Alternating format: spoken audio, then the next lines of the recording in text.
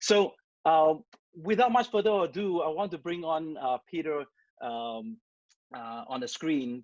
Peter, as you know, Professor Peter Piot is the director of the London School of Hygiene and Tropical Medicine and the Hunter Professor of Global Health. He is one of the leading infectious disease expert, and I am so delighted to welcome him to start sharing with us. Peter, the floor is yours. We are so proud to host you. If you can take the room, and then I'll come back with the moderator session. Thanks, Peter.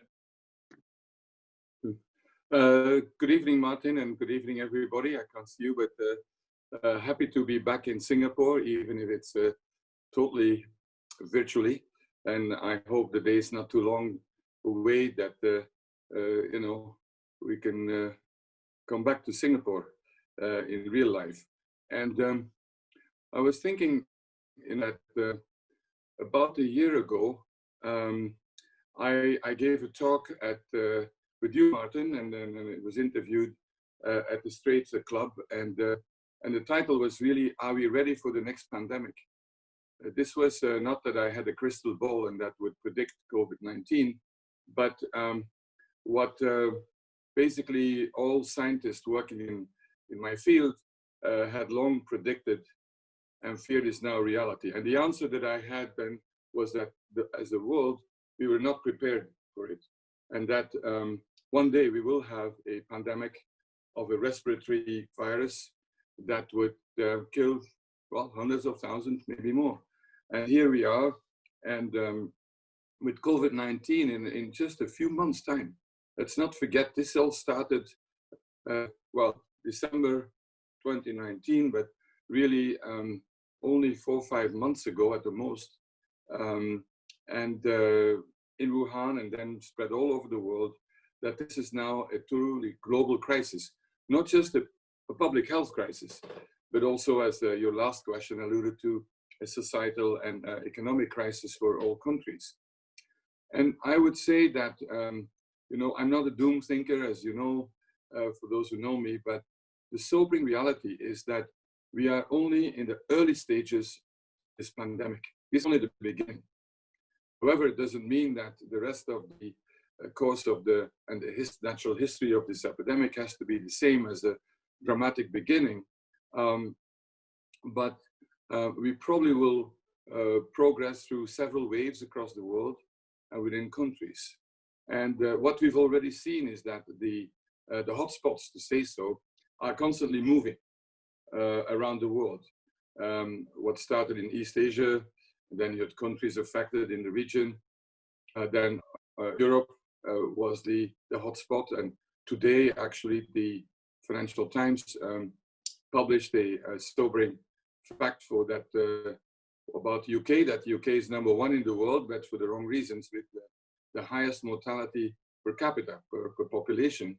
And now then it has moved to the Americas. You know, over 100,000 deaths already, but then also Latin America with particularly Brazil, but also other smaller countries heavily affected. And who knows where we will move now? Will the next continent be Africa, parts of Asia? We don't know. Sorry. Yeah, I mean, and now and then I'm still coughing. And one of the reasons is that I'm still recovering from a bad episode of COVID-19. And so this is a virus, an infection that can be very debilitating. It's not like what we often see in the formal communication that most people are asymptomatic or have some kind of a flu, and then 1% die, although Singapore is a lower case fatality rate, but 1% die. And in any case, it's older people like me, I'm over 70, so 71, or they have already some pre-existing conditions. Now, it is a bit more complicated than that. There will be an increasing proportion of those infected, like me, where you will have chronic morbidity, maybe sequelae. So I was infected, or my infection disease started well over 2 months ago now. And, you know, thanks to oxygen support and so on, pass through the acute infection. However, afterwards, like more and more people now, I have a pneumonia that is caused by the inflammatory in the hyperimmune response to the infection. I'm no longer infectious, but you know, my lungs are struggling, and I'm optimistic this will, you know, managed, and I'm in good hands, medical. But that will be, you know, the case for hundreds of thousands of people, also with kidney problems, with heart problems, mental health issues, and so on. So this will have a big impact, and so we have to plan for that as well. And we don't fully understand it from a clinical perspective and therapeutic perspective. So it's clear for me now that we have to have a double approach, in a sense, deal with the acute issue, like you do in Singapore with the migrant worker population, and so bring that under control and you know, target our resources where the outbreaks are. And then we have another epidemic is in the health system and then in prison. So this is something that we have, you know, it's moving, and we have to concentrate our resources there. But the good news is also that, you know, we have to deal with the short term, and there's some good results. But then also we have the, you know, the long term that we have to plan for now. And the long term means that we have to think more or less into as societies living with COVID. And I'll come back to that, you know, even with a vaccine, unless it's 100% effective, which is highly unlikely, we will be living with this virus that will not go away spontaneously, will not eliminate it. But the good news is that quite a few countries now have been able to contain the spread of COVID-19, far fewer deaths, but often at enormous expense. Sorry, because of vast societal lockdown, circuit breaker, as you call it in Singapore, public health measures. But again, it's we should not take it for granted. Today in South Korea announced that they had a resurgence of infections. You have the experience in Singapore that, you know, after having it really brought under control, it's in the migrant population. So it's constant, how to say, vigilance and surveillance are really important so that we can fine-tune our response. And whereas many countries started, not Singapore, but many countries started with a real bulldozer approach, lockdown, you know, complete paralysis of society. That's not sustainable. That's not sustainable for individuals, but also not for the economy, and we would all become extremely poor, and there will be hunger and so on.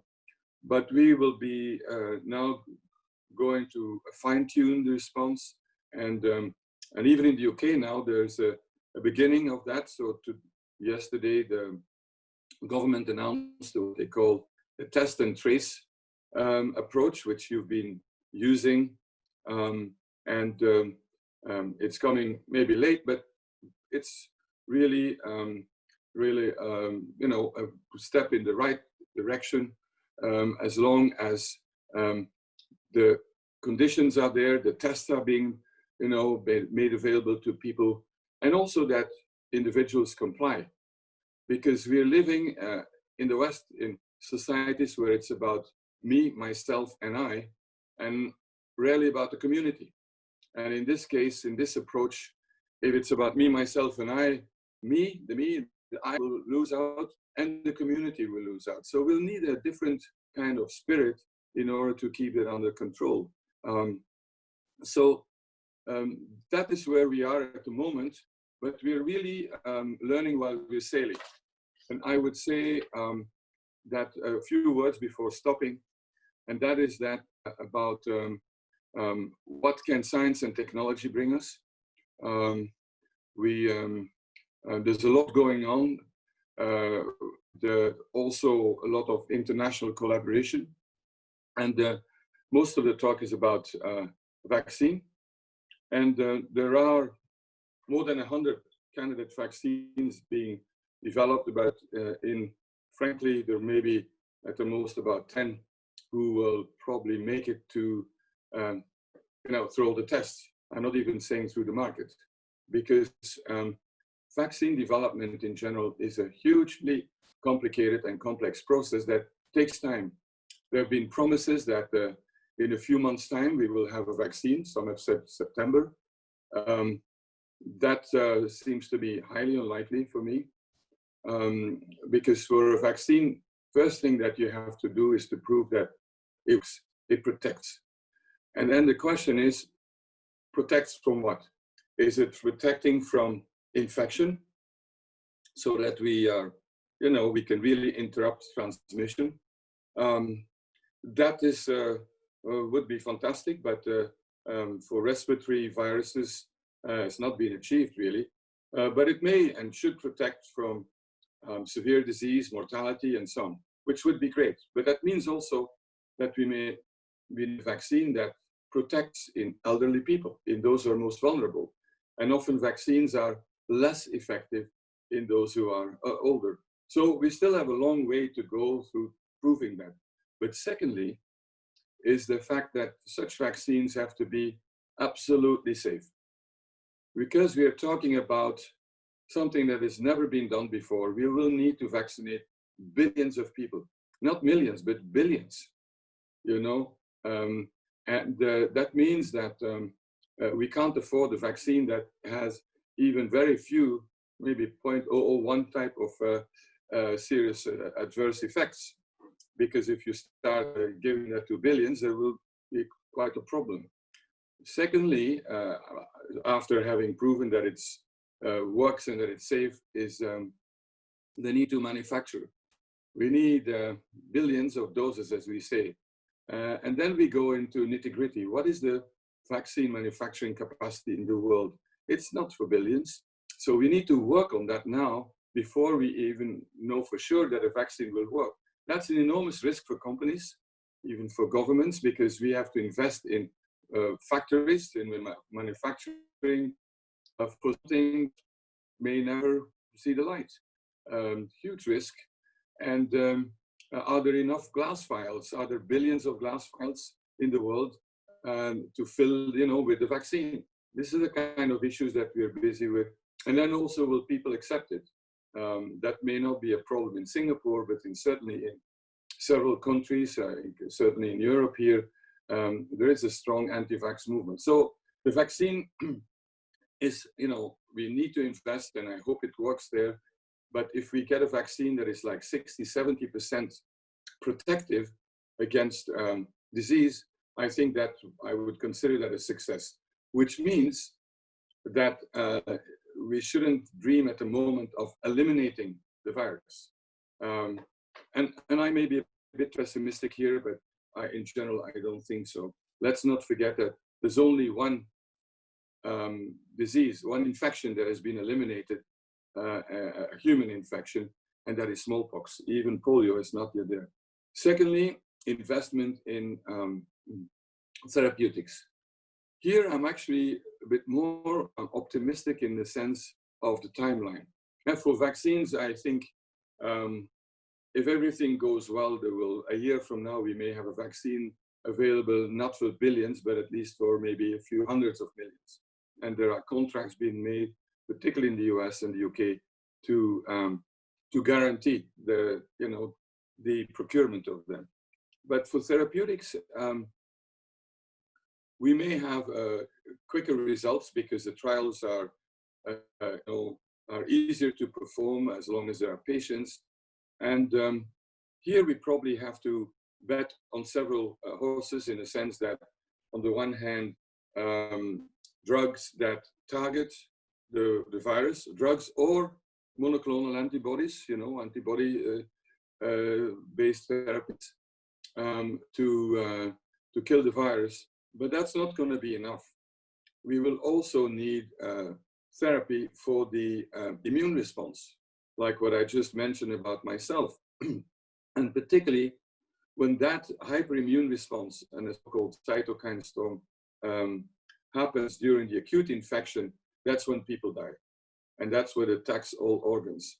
So we'll need trials with immunomodulators, immunosuppressants, and so on. And for example, in the UK, a drug called dexamethasone, which is from the family of corticosteroids, is being tried, and also drugs to prevent a very common complication, and that is embolic events, thromboembolic events, where the blood is clotting and is causing all kinds of problems from the lungs to possibly the brain and stroke. But once we have that, we will soon have results from many trials. As long as the power of that trial, in other words, the number of people and the rigor of the is good enough, and that's using the randomized control trial, which is a methodology that was actually developed at the London School of Hygiene and Tropical Medicine already about 70 years ago. Well, once we have that, we can not only hopefully save more lives for treating patients, but also we need to think to use them prophylactically, preventively. In other words, for example, you could imagine an antiviral drug against the virus, SARS-CoV-2, that be given to all family members of someone with COVID-19, or to healthcare workers, or all the contacts. So for post-exposure or pre-exposure prophylaxis, as it's called. So that, I think, is exciting. So, but it means that we need really international collaboration at the highest level to get not only rapid results, but also access for all those who need it. That not only, that when you think of vaccines, that we don't fall into what we call now with a new name, vaccine nationalism. We've seen that in the US, where the administration has, is trying to impose on vaccine manufacturers that the vaccines have to be reserved for Americans. Because vaccine manufacturing is a very specialized business that's happening in very few countries, and we need to make sure that every country in the world and all citizens who need it have access to it. So I would say good progress. We're learning while we are sailing, as I said, and continuing need to better understand the disease, but also what works, what doesn't work, and then investing in the science, technology, innovation, together with the societal measures, so that we can limit the damage on economic impact. I'll stop here, Martin, because I could go on forever, and we need a dialogue. Thank you. Thanks, Peter. Thanks very much for that.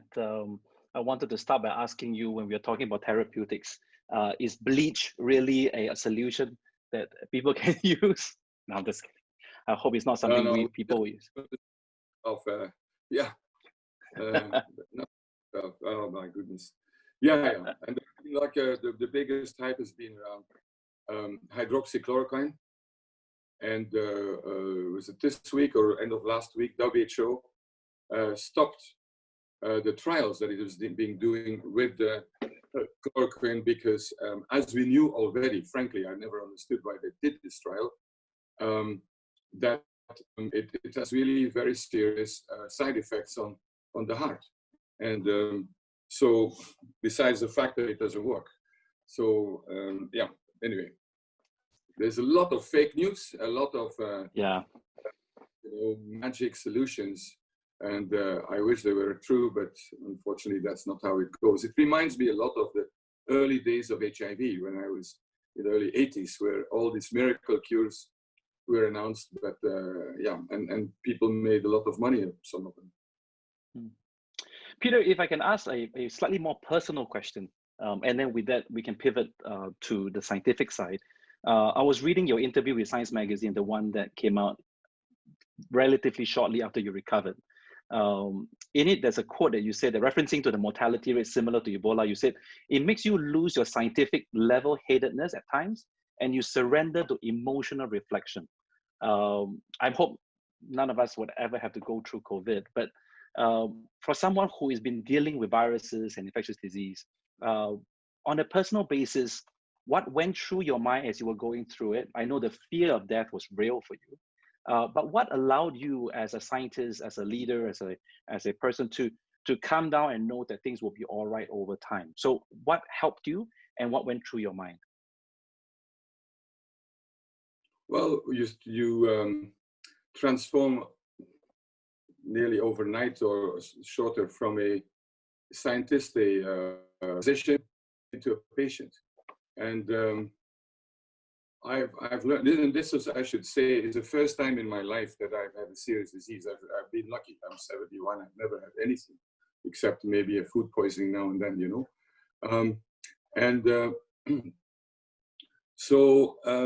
Yeah, one, I was so exhausted. It's one of the features of COVID-19 infection, particularly a serious one, is that you're completely knocked out.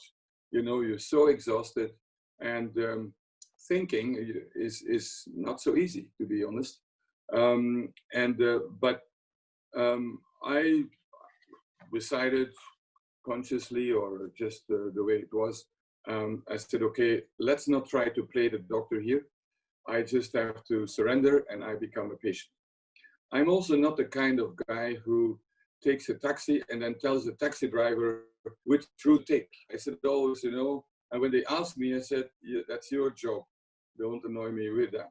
So you have to have trust in your caring physician. And I know that doctors, I've had patients who are doctors, can be the most difficult patients. And so, but that was easy for me. Partly, as I said, because I was unable to think rationally and couldn't check information and so on. I was simply completely exhausted. But no, your world restricts enormously. So basically, I had, fortunately, into the world, we have mobile phones, we have video conferences. Just imagine this would have happened even 10 years ago. We wouldn't have had, well, there was probably Skype. There was not much that we can do this way. Or 40 years ago, there was not even a mobile phone. So we would have been completely isolated because I was in total isolation, total. Couldn't get out and no visit. So you think, you know, your wife, I mean, in my case, my wife, children, and that was it. And then hoping to not to need a ventilator, because that was my biggest fear, to be honest, because it was already clear that if you end up in intensive care in a ventilator, then the mortality rate gets very high, of course, because these are the most severe cases. But once I got better, then you start thinking, okay, fine, I'm you know, I'm alive, and then it's what to do with the rest of my life. But that's for another conversation. Yeah. Thanks for that, Peter. At this point, I do want to let everyone know that the question and answer function on Zoom is open. For those of you who are using a computer, it's at the bottom bar. For those of you using your iPad, it's at the top right-hand corner. Please feel free to use the Q&A function. We'll come to them, to your questions as we continue the dialogue. Peter, I think one of the biggest takeaway from what you've shared earlier is that we are looking at living with this on a longer term basis. This is not one of the things that may just go away or potentially eliminated. How we at some point we need to open the economy, which is what a lot of countries are slowly doing globally. I know there's a tension between politics, economics, and public health. From your perspective, just like how we asked that poll question earlier on, more than 65% say that Singapore is sensible. We're just opening at the right time. Is there a right time in opening up the economy from a public health point of view, or from your personal point of view? Is the world opening up too early, too late? That's really the $60 million question, or actually $1 billion question, because of economic perspective. And my view is that we have no choice. On the one hand, we need to limit the, you know, the damage, the killing people. But meantime, we've learned, I think, enough to go away from what I mentioned before, from the bulldozer approach. And so we, at least for domestic control, I'll come back to international travel and so on. And that I think, as Singapore is doing now, where the circuit breakers is going to be lifted gradually. The same is all over Europe. It has to happen, but it should be carefully planned, and we need also, plans and criteria to say, okay, it's, there is an outbreak, we have to do something.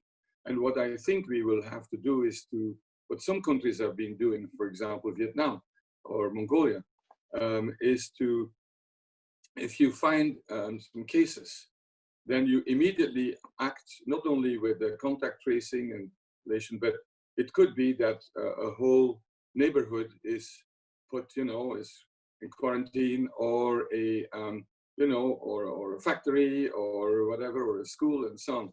So that not the whole of society has to suffer. So that's what I mentioned when we have to refine it. But we have no choice, frankly, as societies. We cannot be closed forever. So we need to strengthen our public health infrastructure and our, and all these measures that you've been trying to do, and that now finally in the UK they're also starting to do. And then I'm optimistic that we'll have some tools. Just imagine that we have a vaccine, okay, that would be one thing, but even short-term therapeutics that we can give prophylactically and so on. So I think we have to be creative, and but without any illusion, because the virus is still there everywhere. Look at, as I said, the news that we got today from Korea, is quite sobering, but it shouldn't surprise us. And so in my own thinking, we have to think in terms of years and not in terms of months. What becomes more complicated is like international travel. Yeah. But again, here in the UK, they're starting to think about putting travelers in quarantine. Well, that comes really too late. They should have done this, we should have done this at the very beginning. Once you have, like in the UK, every day there are at least 10,000 new infections. One or two more brought in from abroad, that's not going to make any difference. But once we go to very low levels, okay, maybe. But we also have to think about green corridors or safe lanes. I mean, like what Australia and New Zealand are doing, and other countries. And I think for a country like Singapore, this is extremely important to do. And even for the UK. But again, as long as it's associated with good measures, and that we can follow up. Up to now, you could arrive at Heathrow, still, and just go through immigration and bomb. That's it. Nobody knew where you were going. That's not the way to do it. That's for sure. We have a question about, we've covered the international travel part, because there was some concern as different countries with different level of quarantine and so on starts opening up, how do they actually relate to each other? So I think you've sort of covered that. We have one question about your experience with Ebola, and how does this compare to COVID-19? Not in terms of the patient, but I think in terms of maybe just the response and just the severity and treatment. Yeah, just one sentence about the travel and so on. So I see now the question that indeed there's a very important need for global coordination. This is typically something that a single country cannot handle completely in isolation, and whether it's a small country like Singapore and even a big country like the US. So indeed, global coordination, that's why we need a World Health Organization. Even if it's far from being perfect, we need it. Now, how does this compare with Ebola? I would say it's very different to start with. For Ebola, you need very close contact with a person, with Ebola. It's not respiratory transmitted, which is good news, because otherwise it would be real trouble. So it's not that contagious, frankly, and that's why they're usually very limited. Okay, we had the biggest outbreak in 2014 in West Africa, killing 11,000 people. And the mortality is much higher, that's for sure. It's overall between 35 and the first Ebola outbreak that I was involved in 76 was 90% mortality rate. But it's very local, difficult to transmit. So it's a real disaster for the population, the communities, the countries that are affected. But for the rest of the world, I think that it really isn't. And what I had hoped, but I was wrong, is that the 2014 Ebola outbreak in West Africa would have, led countries to invest far more in prevention, as was done in some countries, including Singapore and Hong Kong, Taiwan, after the SARS outbreak. A system was built up that experience.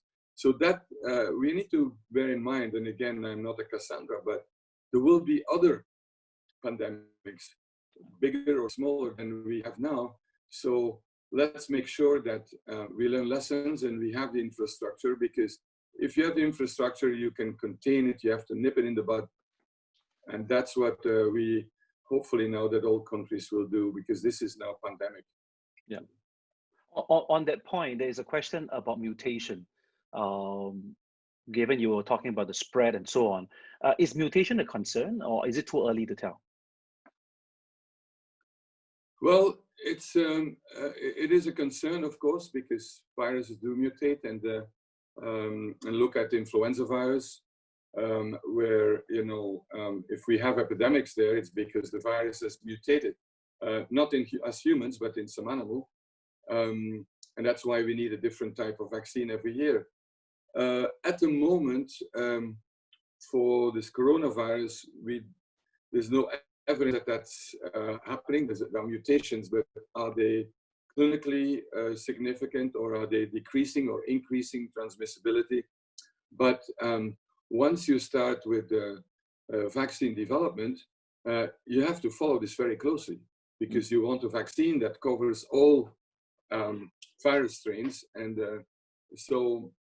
but at the moment, I think on the positive side, there is very good international collaboration on typing, on sequencing the virus, and I think mutations will be picked up very early.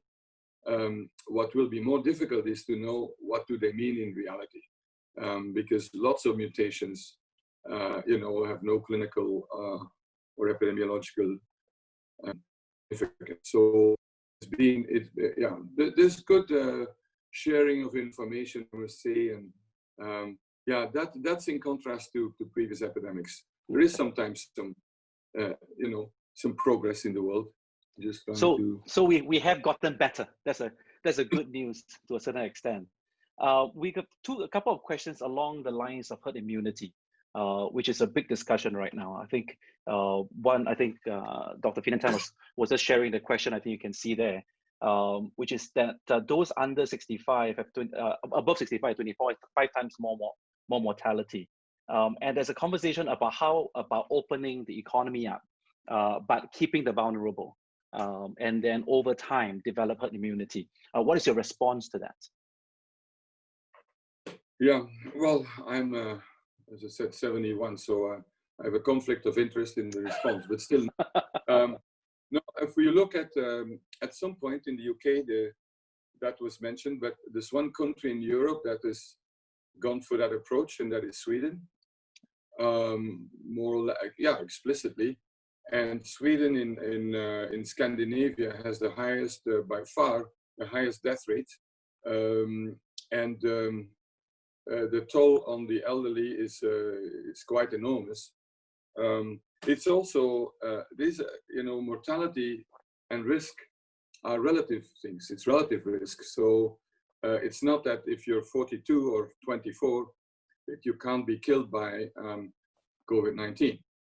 So I wouldn't count on herd immunity. Also, even in Sweden, I can't remember the figures, but in Stockholm, that it's still very limited, the number of people that got infected. I think the highest that I've seen is for New York City, where close to 20% of inhabitants would be infected. But one of the problems we're struggling with is the accuracy of the serological test. So I think I think as a world, I'd hope that we would have moved beyond natural selection, because that's what happened in the old days when we had the plague and we had, you know, all these epidemics that all throughout history we've had. So we need to make sure that we can limit the damage. This is harm reduction in a sense, until we have the best tools and a vaccine. But the vaccine may, as I said, I think we may have. Yeah. Okay. Good. Peter, would you kindly just repeat your last sentence, because I think we dropped you there for a while. Oh, also sorry. No, I was saying that there's no. I thought that the world had moved on and that we're not going to let natural selection to play, and like in the old days with the plague and cholera and whatever, you all the plagues that as humankind in history have been confronted with. And then no, we have to limit the damage, reduce the harm until we have better technological tools, but also recognizing that the vaccine is not going to be the holy grail. It will help tremendously. So my view is that we'll need it's going to be a trade-off between some risk and and benefits or keeping society going, which frankly implicitly we're doing. If you ride a bike, okay, and you wear a helmet, okay. HIV started as an epidemic. We now have still far too many new infections, but you know, that's the kind of situation we're in. The problem is though that with a respiratory infection, that if it's not brought under at least basic control, it really makes the rest of healthcare very, very difficult, if not impossible. And so it has an impact on society and on our health and well-being that goes way beyond the actual number of people infected. So that's why we need to bring it under control. And my big fear is, and then because I saw Yapseng, hello Yapseng, what is my biggest fear? It's a combination of that complacency, I would say. Society said, okay, you've gone through it and it's fine, and we, and then we'll have a second or third wave that's much worse. We will have a second wave, but let's make sure it's not as bad. And secondly, that a vaccine may not be possible. Who knows? Like for HIV, we've, for over what is now 40 years. No, for less than what, for 35 years, there's been billions and billions have been invested in vaccine development. We're still not there, although recently there's some encouraging news, but still, because if we don't have technological tools, just relying on societal measures is going to be extremely important. Yeah. So from where we are going ahead, and a couple of questions on vaccines and therapeutics. How far are we, do you think, from at least a treatment option, if not vaccine? You have said that vaccine was going to take a while. Maybe can you share with us a timeline kind of perspective? Yeah, this is not so easy. As I mentioned, the promises have been made that, like by the group at Oxford University, that in September there would be vaccine would be available. I don't believe in miracles, but maybe it's going to happen. It may be that by then we know whether a candidate vaccine works or not. But we will need, far more data on safety. And some of the vaccines, like the one by, that Oxford is testing, or Johnson & Johnson, that's based on proven technologies and platforms using an adenovirus. And so that, for regulatory purposes, I think that will be pretty straightforward. Others, like Moderna, is using a technology which is scientifically very exciting and is injecting RNA into someone, and then we are our own manufacturer of the vaccine.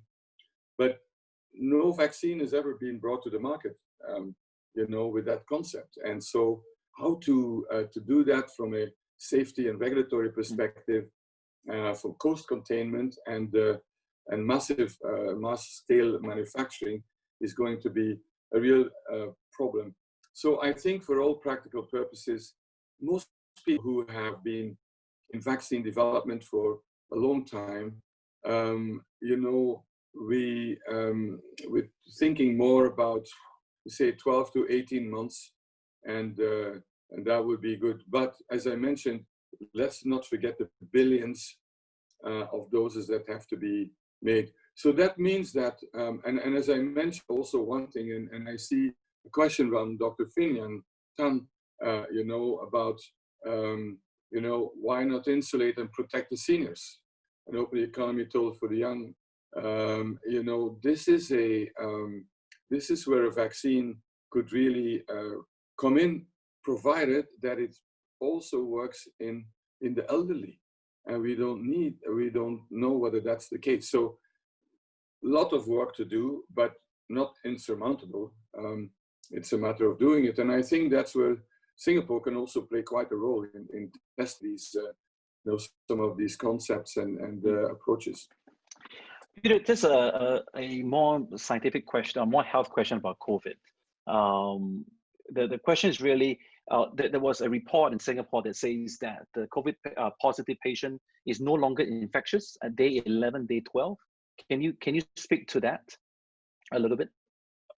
Yes, it's an important question, of course. How long are you in this? And I think that's now becoming quite clear. And the practical implications are, of course, when you are put in quarantine or isolation or after contact with someone, can you go when it's, you know, go back into society when you are in, you know, are healthy and have no symptoms. That's why this is important. And there were reports that on the basis of the PCR test, which detects RNA, the nucleic acids of the virus, can sometimes be positive for longer. But it's unlikely that that's always a live virus that is infectious. And so, yeah, I think that's now, it means that 2 weeks, 14 days is quite safe.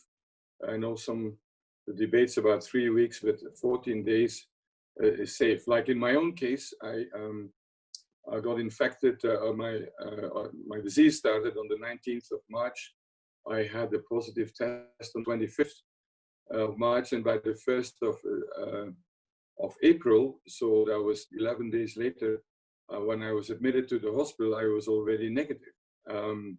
But that doesn't mean that you're you know, in good shape. But I think it's really important to you know, to have that kind of information. Another big question is, does you know, after you've had the infection, are you immune? And with protective immunity, and for how long? Because that could be a nightmare. If there is no protective immunity, frankly, that's not only bad for the individual, but that means probably also that a vaccine is not possible. Now, the good news is that from both non-human primates, you know, experiments, I've seen two, one from the Oxford group and one from Harvard with the J&J, that you know, in macaques there is protective immunity, but for how long, nobody knows, because we only have like 3-4 months of follow-up. So will this be 2 years, 5 years, 10 years? With the coronaviruses that give us, you know, a common cold type of infection that we find quite commonly in the north, the protective immunity is very, very limited. SARS and MERS probably several years, but we don't know enough about it. And there are different immune responses and so on. So, but that's something that is really important to know. And also, if there is protective immunity, what exactly is it in the immune response that we need to really concentrate on for vaccines. So ironically, we have this massive investment and in terms of vaccine development, but it's a lot of shot in the dark. It's you know, but we have no choice. We have to do that before we know the finesse and the, you know, and all this. And I think that's fine, but it may be that there are surprises. Yeah, it's what's needed. I'm just gonna, towards the tail end now of our time, I'm just gonna take a slightly more macro view. There's a question on, and both the US and the UK have scored very high in terms of pandemic preparedness, but we also now know that now that the pandemic has happened to the countries, they have a huge increase in the death counts and cases. And at the same time, those who have scored high and now not doing well, the Western countries are vilifying China during this period of time. So can you maybe just share a little bit on your response in terms of why is UK, US doing so badly? It's a question of leadership, but at the same time, they're also now taking it on China. What's your view on that? Yeah, hello, YY. I see a question coming from you, Theo. Yeah, first of all, I've always been extremely skeptical about this Global Health Security Index. There are several ones, because they're basically bureaucratic ticking off boxes, you know, exercises. And is that in place? Do you have a plan? And so on. And in fact, the UK had, since the 2009 H1N1 influenza epidemic, some good plan. But then there was no protective equipment and so on. The US, I mean, is a total mess at the moment in terms of the response. And I think it has a lot to do with leadership. I think that's really important, but also clarity of purpose in the on the public side. The US, for example, is you know, it's the United States. It's a very, very federalized country. That's not the case in the UK, even there are the devolved nations. But who's in charge? Like in the UK government, apart from the Prime Minister, but he has to deal with Brexit and a few other things. You know, as former Prime Minister Tony Blair said, we need someone in the cabinet office who is in charge. And now there are too many people in charge. And the UK has also adopted a very centralist approach. For example, for testing, not allow the private sector to come in. You know, that's one thing. And then I think there are probably also issues around what's acceptable in the community. We don't have demonstrations of people with machine guns who are, you know, demonstrating against lockdown. But I think that's what I mentioned when we have also now this test and trace will depend really on, let's call it, you know, old-fashioned civic duty, a sense of civic duty of individuals. So it's probably quite a mix. Now, blaming China for all that is not fair, I think, you know, but this is not about COVID, this debate between the US and China. It's about many other things that are way beyond my pay grade. And, you know, and COVID-19 is just one facet of it, I would say. I know our time is coming to an end, and there are still some questions coming in. I hope we can have a chance to do this really again. But I thought I'll end off, Peter. In the room right now, you have a number of philanthropists who have been generous with the Majority Trust. I thought we can end off with your views about what can philanthropists do. I mean, not everyone is a Bill and Melinda Gates Foundation where they can spend money building 7 factories knowing that at least 5 of them will fail. So what can people help with at a global level or at a national level? Is there sometimes public help seems very, very big for the role of what philanthropists can do?